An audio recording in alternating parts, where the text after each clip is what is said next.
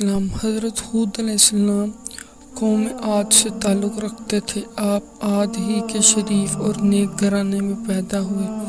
حضرت ہود علیہ السلام اللہ کی طرف سے قوم عاد کو سچائی کا راستہ دکھانے کے لیے بھیجے گئے تھے۔ عاد کی قوم گمراہی میں مبتلا تھی۔ طرح طرح کے برے کام کرنا، ظلم زیادتی اور لوٹ مار کرنا ان کی عادت بن چکی تھی۔ خاص کر کمزور طبقہ ان کے ظلم زیادتی کا شکار تھا۔ غریب کاشتکاروں کی زمینیں اور ان میں پیدا ہونے والا اناج مار دھاڑ کر چھین لیا کرتے تھے۔ انہیں فصل اگانے کی بھی مہلت نہیں دیتے تھے، اس لیے کمزور طبقہ بھوک و افلاس میں اپنے دن گزارتا تھا۔ قوم عاد کا پیشہ کاشتکاری تھا۔ وہ زراعت کے ہر طریقوں سے بھی اچھی طرح واقف تھے۔ اس کے علاوہ پہاڑوں کی چٹانیں کاٹ کر ان پتھروں سے بناتے پہاڑ کے غاروں میں بھی رہتے تھے۔ پہاڑوں سے شکار کرتے تھے، جانوروں کو آگ میں بھون کر کھاتے۔ عاد کے لوگ عیش و عشرت کی زندگی بسر کرتے تھے، لیکن غریب اور محتاجوں کا خیال نہیں رکھتے تھے۔ بھوکوں کو کھانا نہیں کھلاتے، بلکہ ان کے پاس جو کچھ بھی کھانے کے لیے ہوتا چھین لیتے تھے۔ جو لوگ اللہ کو بھول کر پتھروں کو پوجتے ہیں، ان کے رحم سے خالی ہوتے ہیں۔ عاد کی قوم بھی مورتیوں کو پوجتی تھی۔ عاد کی قوم کے لوگ ان کے آگے سجدہ کرتے، ان سے مرادیں مانگتے۔ حضرت ہود اللہ کے نبی تھے۔ وہ بت پرستی سے روکتے تھے، ظالموں کو ظلم کرنے سے روکتے، ایک اللہ کی طرف بلاتے۔ آپ اپنی قوم سے کہتے، اے قوم، اللہ ہی کی عبادت کرو، اس کے سوا کوئی بھی عبادت کے لائق نہیں۔ وہی ایک ذات ہے جس کی عبادت کرنی چاہیے، جس نے زمین، آسمان، شجر اور حجر کو پیدا کیا۔ اے قوم، تمہیں کیا ہو گیا ہے کہ اللہ کو چھوڑ کر بتوں کو پوج رہے ہو؟ ان بتوں کی پوجا سے کچھ حاصل نہیں ہوگا، یہ تمہاری سراسر جہالت اور گمراہی ہے۔ بہتر یہی ہے تم ان بتوں سے منہ موڑو جنہیں تم نے اپنے ہاتھوں سے بنایا ہے۔ حضرت ہود علیہ السلام نے اپنی قوم کو نصیحت کرتے ہوئے کہا، اللہ تعالیٰ نے تمہیں اور ساری کائنات کو پیدا کیا، زمین میں رزق کا سامان پیدا کیا، تم کھیتی باڑی کرتے ہو، تم زمین سے زیادہ اناج حاصل کرتے ہو۔ اس کے باوجود جو تم دوسروں کا اناج چھینتے ہو، بلکہ تمہیں تو چاہیے تھا کہ اپنے اناج میں سے محتاجوں اور غریبوں کا حصہ نکالتے، بھوکوں کو کھانا کھلاتے، تاکہ وہ بھی تمہاری طرح زندہ رہ سکیں، لیکن تم ایسا نہیں کرتے۔ جو کچھ اللہ نے تمہیں دیا ہے، اس کا شکر بجا لاؤ۔ اس کا طریقہ یہ ہے کہ جن کے پاس اناج نہیں ہے، تم انہیں کھانے پینے کا سامان دو۔ اگر تم ایسا نہیں کرتے تو یہ تمہاری بدبختی کی علامت ہے۔ حضرت ہود علیہ السلام کی نصیحتیں سن کر لوگ جواب دیتے، ہم سے کیا چاہتے ہو؟ ہم جو کچھ کرتے ہیں ہماری اپنی مرضی ہے، ہم اپنی محنت سے اناج پیدا کرتے ہیں، ہم کسی بھوکے کو کیوں کھلائیں؟ ہمارے پاس جتنا اناج ہوگا ہم طاقتور کہلائیں گے، ہم وہی کر جو ہمارے باپ دادا کیا کرتے تھے۔ حضرت ہود علیہ السلام کہتے کہ مجھے اللہ نے نبی بنا کر بھیجا ہے تاکہ تم کو اچھی باتیں بتاؤں اور بری باتوں سے آگاہ کروں اور برے کاموں کو روکوں۔ اگر تم صحیح اور سیدھا رستہ نہیں اختیار کرتے تو اللہ کے عذاب سے نہیں بچ سکتے۔ حضرت ہود علیہ السلام بار بار اپنی قوم کو نصیحت کرتے رہے۔ ایک مرتبہ پھر آپ نے انہی باتوں کو دہرایا، اے قوم، میری بات مان لو، میں تمہارا بھلا چاہتا ہوں، جو کچھ میں کہتا ہوں اسی میں تمہاری بھلائی ہے۔ حضرت ہود علیہ السلام سے سمجھاتے ہوئے نرمی اختیار کرتے کہ کسی کمزور پر ظلم نہ کرو، کسی کا رزق تنگ نہ کرو۔ انہیں پیار سے سمجھاتے کہ اے قوم، میں تمہارا بھائی ہوں اور دوست ہوں، میں تم سے کچھ نہیں مانگتا، میں جو کچھ کرتا ہوں اس کا صلہ مجھے اللہ دے گا۔ قوم کا شبہ دور کرتے ہوئے کہتے، اے قوم، کیا تم یہ سمجھ رہے ہو کہ مجھ پر ایمان لاؤ گے تو تمہاری کھیتی باڑی برباد ہو جائے گی اور تمہارے عیش و عشرت میں خلل پڑے گا؟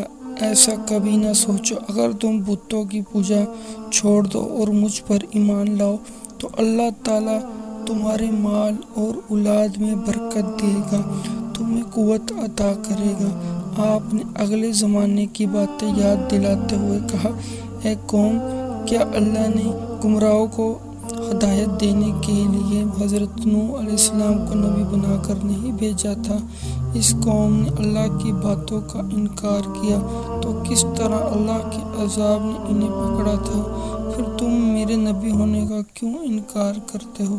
آپ نے بتوں کے بارے میں فرمایا، یہ بت جسے تم اپنا معبود سمجھتے ہو، یہ نہ کسی کے ساتھ بھلائی کر سکتے ہیں، نہ یہ تمہیں نقصان پہنچا سکتے ہیں، بلکہ تم خود اپنا نقصان کر رہے ہو۔ آپ نے انہیں آگاہ کرتے ہوئے کہا، اے قوم، تمہارے جھوٹے معبود پر نہ میں ایمان لاؤں گا نہ ان سے ڈروں گا۔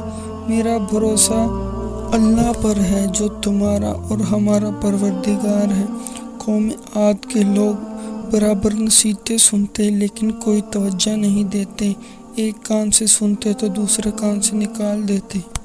ایک روز قوم عاد کے لوگوں نے حضرت ہود علیہ السلام سے پوچھا کہ تم بار بار نبی ہونے کا دعویٰ کرتے ہو، تو اس کی تمہارے پاس کیا دلیل ہے؟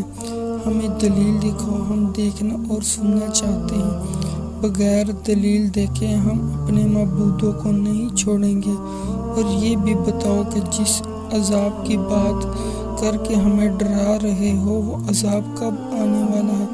حضرت ہود علیہ السلام نے جواب دیا، تم مجھ سے سوال کرتے ہو کہ عذاب کب آنے والا ہے، یہ تو اللہ ہی بہتر جانتا ہے۔ میں تو صرف اللہ کا پیغام پہنچانے والا ہوں اور آنے والے عذاب سے خبردار کرنے والا ہوں۔ ان تمام کوششوں کے باوجود گمراہ قوم راہ راست پر نہ آئی۔ اللہ کے غضب نے جوش مارا اور عذاب کے آثار پیدا ہونے لگے۔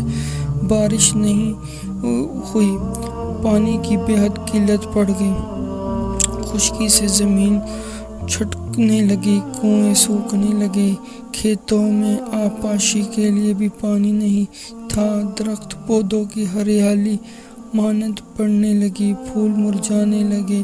قوم عاد پانی کے لیے ترس رہی تھی، پانی کا ایک قطرہ بھی میسر نہیں تھا۔ حضرت ہود علیہ السلام نے اپنی قوم سے کہا، اے میری قوم، اپنے رب سے گناہ بخشواؤ اور پھر رجوع کرو تاکہ اللہ بارش برسائے۔ نافرمان لوگوں نے کہا کہ ہم اپنے گناہ نہیں بخشوائیں گے اور تمہیں رسول بھی نہیں مانیں گے۔ لوگ بارش کے لیے ہر وقت آسمان کی طرف دیکھتے رہے، شاید کہیں سے بادل آ جائیں اور بارش برسائیں۔ ایک روز ایسا ہی ہوا، بادل کا ایک ٹکڑا نظر آ گیا۔ لوگ دیکھ کر جو خوش ہونے لگے کہ اب بارش ہوگی۔ حضرت ہود علیہ السلام نے فرمایا، جو تم دیکھ رہے ہو یہ برسنے والا بادل نہیں ہے، یہ بادل نہیں بلکہ عذاب کی علامت ہے۔ جس عذاب کی میں خبر دیتا تھا اس کا وقت آ پہنچا ہے۔ جو کچھ مجھے کہنا تھا وہ کہہ چکا۔ جو لوگ حضرت ہود علیہ السلام پر ایمان لا چکے تھے ان کے بارے میں حضرت ہود علیہ السلام سے اللہ نے فرمایا کہ جو لوگ ایمان لائے ہیں انہیں اپنے ساتھ لے کر کسی محفوظ مقام کی طرف چلے جاؤ۔ چنانچہ حضرت ہود علیہ السلام ایمان والوں کو ساتھ لے کر نکل گئے۔ شہر میں اب کوئی ایماندار نہیں رہا۔ لوگوں نے دیکھا کہ آسمان پر بادل کے ٹکڑے تیر رہے ہیں، ہوائیں چلنے شروع ہو گئی۔ ہوا میں اتنی تیزی تھی کہ پہلے نہ کسی کان نے سنا نہ کسی نے دیکھا تھا۔ دیکھتے ہی دیکھتے آندھی چلنے لگی، یہاں تک کہ اپنا ہاتھ بھی بیائی نہیں دیتا تھا، ہر طرف مٹی اور دھول اڑ رہی تھی، بڑے بڑے درخت جڑ سے اکھڑنے لگے، ہر طرف اندھیرا چھا گیا، ہر شے ہوا میں اڑنے لگی، آدمی بھی نہیں ٹھہر سکتا تھا، نہ بیٹھ سکتا تھا، ہوا کے زور سے بڑی بڑی مضبوط عمارتیں بھی گر گئیں، ہر طرف چیخ و پکار کی آوازیں ہوا کے شور میں دب کر رہ گئیں۔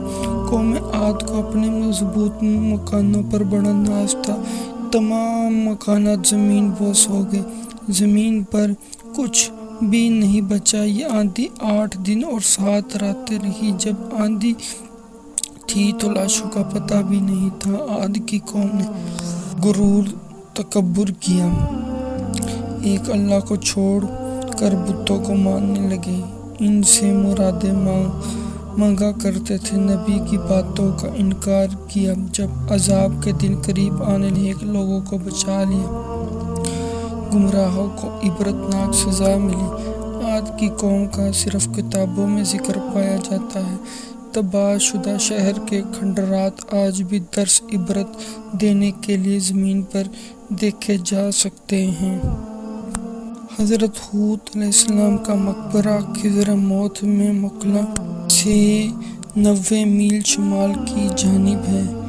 اس کے چاروں طرف کھنڈرات اور کتبے کثرت سے بکھرے پڑے ہیں، لوگ ہر سال رجب کے مہینے میں اس مقبرے کی طرف زیارت کرتے ہیں۔ اگر آپ کو یہ ویڈیو اچھی لگی ہو تو پلیز لائک، سبسکرائب کریں اور شیئر کریں۔